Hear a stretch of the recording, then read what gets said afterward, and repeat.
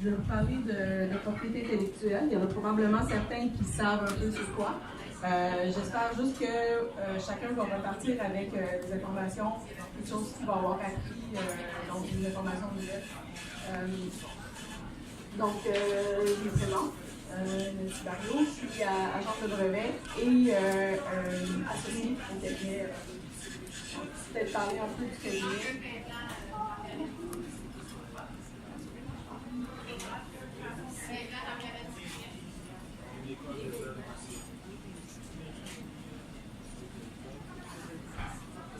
Donc, le cabinet est fondé en 1892, donc on a fêté le 125e l'année passée. On a des bureaux, le bureau principal est à Montréal, on a un petit bureau ici à Québec. Moi, j'habite ici à Saint-Eustache, donc depuis 17 ans, donc je suis vraiment plus établie. On est spécialisé en propriété intellectuelle et en droit des affaires. Donc, propriété intellectuelle, je vais vous en parler un peu tantôt. Le droit des affaires, principalement au niveau de l'incorporation de compagnies, l'incorporation d'entreprises, tout ce qui est aussi négociation de licences. Donc, il y a quand même plusieurs aspects à ça qui sont couverts par le bureau.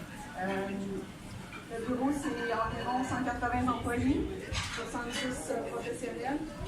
Les professionnels, c'est en majorité des avocats et des agents, soit des agents de marque de commerce et agents de brevet.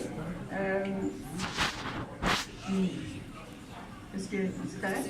Ah, c'est bon. Donc, les agents de brevet ont tous des formations, soit d'ingénieurs ou de scientifiques, pour pouvoir comprendre les inventions et bien représenter les clients.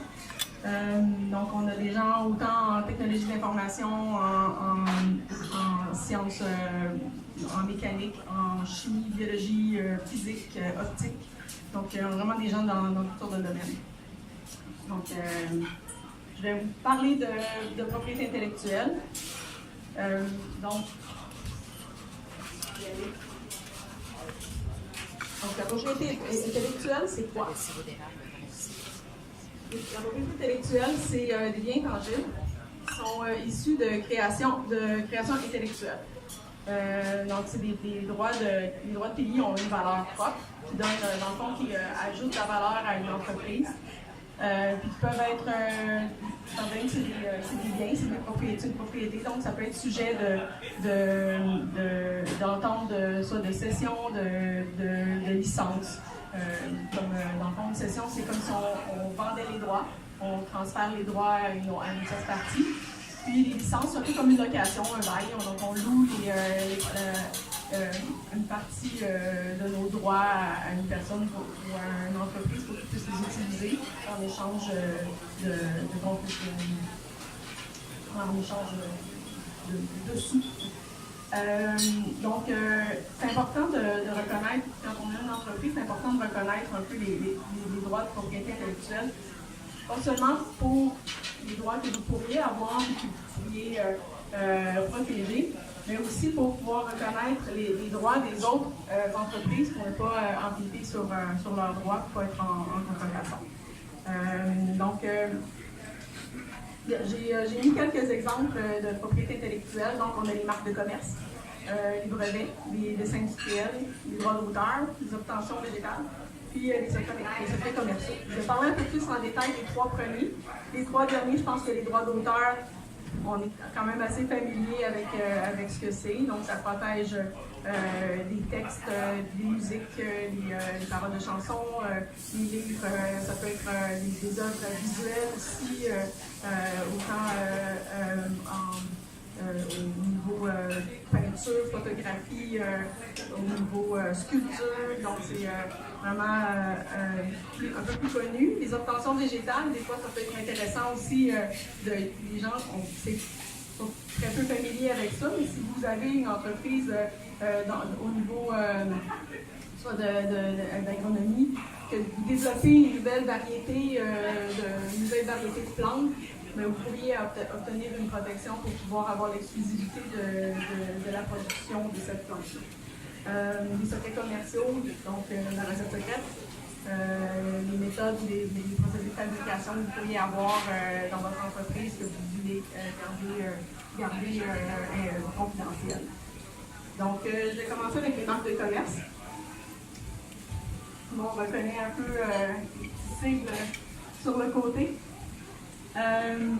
Donc, une marque de commerce, on dit c'est un mot, un design graphique, son, couleur, un signe distinctif qui distingue un produit ou un service d'une entreprise du produit ou du service d'une autre entreprise. Donc, ça peut être le nom d'un produit ou même le nom de l'entreprise. Ça peut être un logo, ça peut être un slogan, ça peut être des sons, ça peut être comme un jingle. Donc, je pourrais peut-être vous montrer un peu, j'ai montré ici, tout le monde a déjà utilisé ça.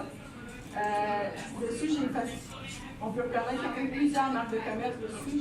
J'ai la marque Steller, j'ai le petit logo à côté de la marque. J'ai le Tex Surfer Classic. On a vraiment le nom du type de crayon qui est la marque de commerce de ce crayon-là. Puis à côté, j'ai un petit logo avec écrit Inkjet Safe, qui peut-être aussi offre à eux. Il n'y a pas seulement eux qui utilisent ce nom-là. Donc, si c'est des exemples peuvent être les marques de commerce.